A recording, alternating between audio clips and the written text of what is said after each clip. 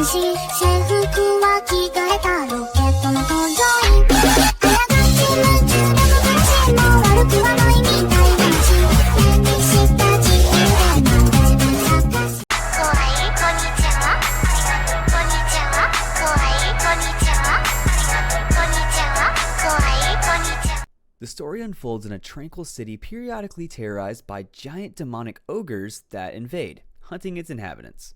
Civilians desperately hide and struggle to survive these relentless attacks. Amid the chaos, a mystery man riding a colossal dragon appears. He reveals that since his youth, he aspired to become the strongest person possible to protect those around him and ensure nothing could be taken from him.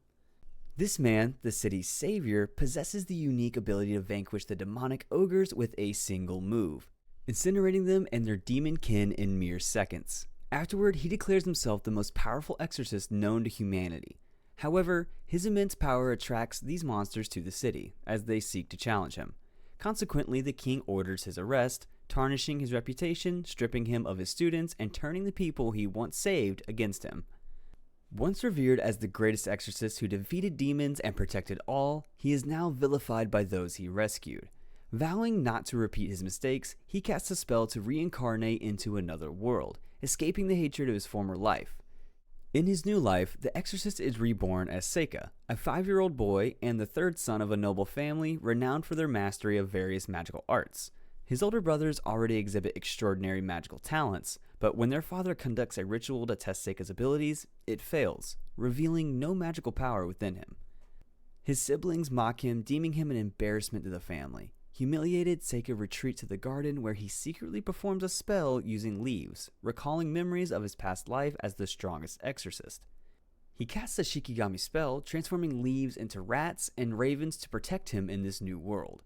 When his older brother, Gray, attempts to bully him for his lack of magic, Seika's ravens intervene, stopping Gray's aggression. Another brother, Elty, arrives unaware of the situation and tries to aid Gray against the crows.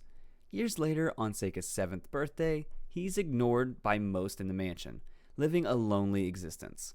However, his maid Yifa shows him kindness, often retrieving items stolen by Gray.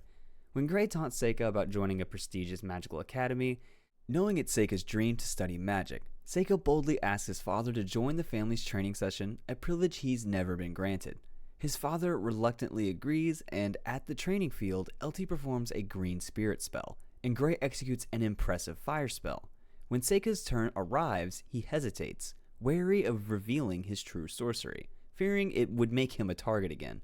Tired of being treated as a failure, he unleashed a rare blue ice and fire spell, astonishing his brothers. Gray questions how Seika produced such a spell, as blue fire is nearly impossible in this world.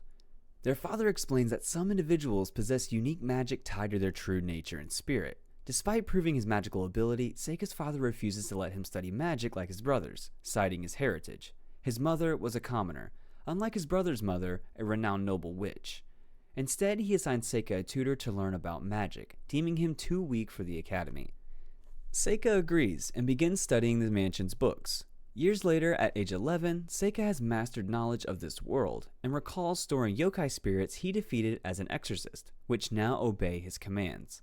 Testing his abilities, he summons a non-lethal yokai, Yuki, who appears as a young, slightly annoying girl, unlike the grown woman she was in his past life. Seika transforms her into a small fox to keep her hidden. Later, when Yifa accidentally spills water on Gray, he angrily berates her and makes an inappropriate advance, suggesting she visits his room. Seika intervenes, blocking Gray's attack with ease, infuriating him. Gray, sensing Seika's hidden strength, retreats but vows retribution. Outside, Yifa discovers a dying blue mythical creature and asks Seika to save it. Doubting his ability due to his perceived weak magic, Seika performs a spell from his exorcist life to revive the creature, claiming its healing magic to avoid suspicion. He suspects Yifa has magic potential, and she reveals her ability to command elementals, though she considers it weak. Seika tests her by casting a fire spell, which she extinguishes, impressing him. He takes her as her companion. Later, Seika's brothers invite him to sword training, suggesting he must excel in something to be a family asset. Maids rush in, reporting a monster loose in the forest, heading toward the mansion after their father's fire magic failed to stop it. Seika senses the monster's presence, shocking his siblings, who cannot. He urges everyone to hide, but knowing Yifa is practicing magic outside, he rushes to save her. Finding Yifa and another maid threatened by the monster, Seika distracts it, rises into the air, and defeats it with a multi-elemental spell, leaving everyone stunned. He explains that his exorcist experience, including taming the fiercest dragon, enabled him to subdue the beast. He vows to use his powers more wisely this time. Weeks later, Seika and Yifa prepare to leave for the Rhodia Magic Academy. During their journey, Seika suffers from motion sickness. A flashback reveals that Seika is not Blaze's son, but his nephew, left in Blaze's care after his brother Gilbert disappeared. Blaze, aware of Seika's unique power source, sent him to the academy to avoid a tragic fate, sacrificing his real son's opportunity. At the academy, students are tested for mana levels. Yifa, with weak magical aptitude, shows fire and wind affinities. Seika's test yields no mana, baffling everyone, though Professor Karen suggests he may have light or dark affinity. He dismisses this, stating he lacks mana, but is admitted regardless, prompting whispers of noble privilege.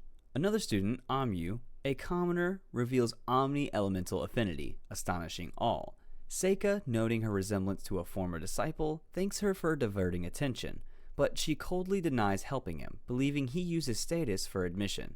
During the practical skills test, Yifa surprises everyone by using intermediate flame and wind spells to destroy targets.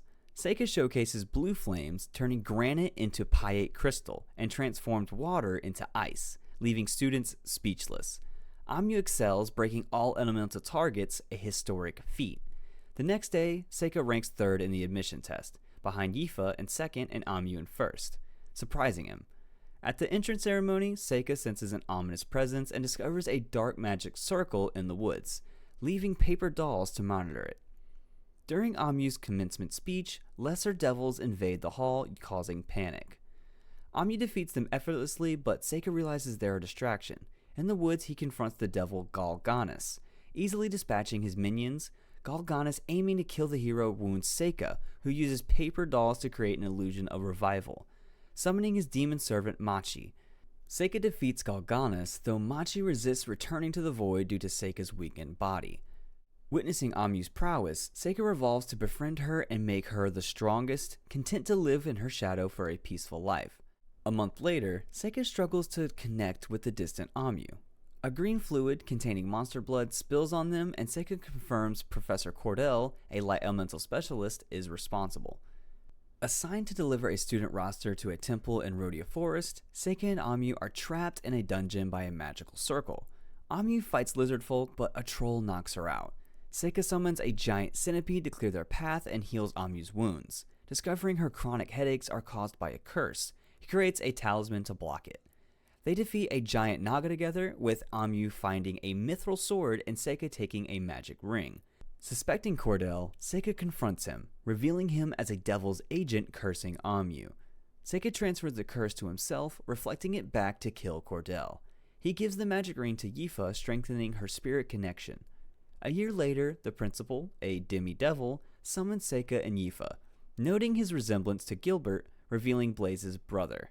She requests they participate in the capital's Arts of War tournament with Mabel, a new student.